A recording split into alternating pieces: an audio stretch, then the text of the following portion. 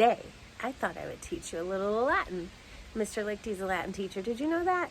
Latin is not a language that anyone speaks anymore, but it came from Rome. And the Roman Empire was one of the most powerful empires in the history of planet Earth. And in Latin, to say good morning, they would say, Salve. Salve to you too.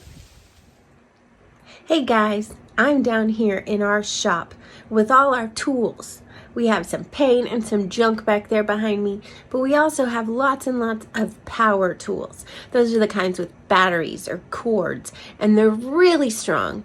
With power tools, we fixed our whole house last summer on the outside. We've built lots of brand new things, and we've helped other people with them too. Power tools are really powerful. Sometimes we let our kids use them, and one of the first things we teach our kids is to respect the power tools. So Clem, who's only 3, goes far away before we turn on our table saw or some of our drills because we don't want her to get hurt. And our bigger kids, they're learning how to use a lot of those tools, but first they have to learn lots of safety because they need to respect the tools and respect the fact that they could get hurt if they use them wrong, and they can do lots of great things if they use them correctly. Our lesson today is about God's power. He's so much more powerful than any power tool in the entire world. And we know that. If you were here on Wednesday night for Blast, we talked about how God made everyone and everything. He's so powerful that he can even do that. And in our story today, we're continuing with Moses and how God used him in powerful ways. And because God is powerful, we should respect him. Let's read the story. Today I'm going to read it to you from a Bible. It's not actually a Bible, it's a storybook Bible because some people decided to make it a little simpler for kids and to add some great illustrations. Here it is. The Big Picture Storybook Bible by David Helm with illustrations by Gail Schoonmaker. Pharaoh, the king of the land of Egypt, hated the people of Israel. Pharaoh hated Israel's God too, so he treated God's people like slaves. He made them work. He was so evil that he even killed some of God's people. God's people were in trouble. They cried out to God for help, and God heard them. Do you see the little baby boy? He was God's answer to the people's cry for help. His name was Moses, and one day he would rescue God's people. When Moses grew up, God spoke to him. Moses listened to God, and then Moses did what God told him to do. He went to Pharaoh and said God's words, "Let my people go." But the king said no. He did not listen to God. Moses told Pharaoh that if he disobeyed God's word, terrible things would happen to the Egyptians. Did that make the king decide to listen to God? No, Pharaoh still refused to let God's people go. So God made the river turn to blood. Still Pharaoh said no. The entire land swarmed with frogs. Still he said no. And dust turned into gnats.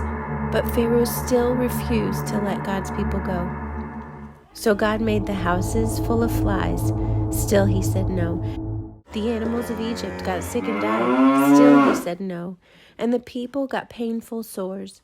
But Pharaoh still refused to let God's people go. So God made hail fall from the sky. Still he said no. Locusts covered the ground. Still he said no. And darkness spread out over the land. But Pharaoh still refused to let God's people go. Can you imagine what it would take for Pharaoh to let God's people go? God gave Moses a message for his people. Moses told God's people to take lambs and sacrifice them. He told them to put the blood over their front doors. The blood of the lamb was God's great sign. That night, the Lord took the lives of the firstborn in homes that did not have God's great sign. Many Egyptians died that night. But the Lord did not take the lives of the firstborn in homes that had blood over their doors. God passed over the families of Israel. At last, Pharaoh stopped pretending to be God. He listened to God and told God's people, "Go." Wasn't that an amazing story? I bet you've heard it before. Usually when we talk about it, we think about how stubborn Pharaoh was, and we think about how much God used Moses, and we think about all those sad plagues and all 10 of them, and we even try to memorize them in order. But the most important part of that story is God. And we know that God keeps his promises. In this story, he was keeping his promise that he made way long time ago to Abraham, to make a great nation of Abraham's descendants. And that's what he did, because after Pharaoh said, "Yes, you can leave," they left. Lots of other adventures happened. He changed his mind. He tried to catch him. God parted the sea. They went across on dry land, and then Pharaoh and his army got swallowed up. And then God led them through the wilderness for 40 years until finally they took the land that he had promised them. God always keeps his promises. But what else we see in this story today is how powerful God is. He controlled the weather, he controlled the insects, he controlled the lives of the animals, the health of the people, and even the lives of the people. They didn't have any control over that. God was most powerful. And he even, with several of the plagues, made the plagues happen only to Pharaoh's people who didn't love the one true God.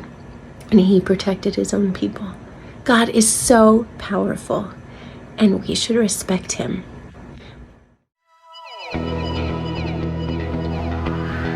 All right, today, guys, I don't have a craft idea for you, but I have a science experiment. You're going to need a big bowl of water and some ice, and you could probably get even way more ice than I did, because you want to make this water as cold as you can stand it. Whew, cold.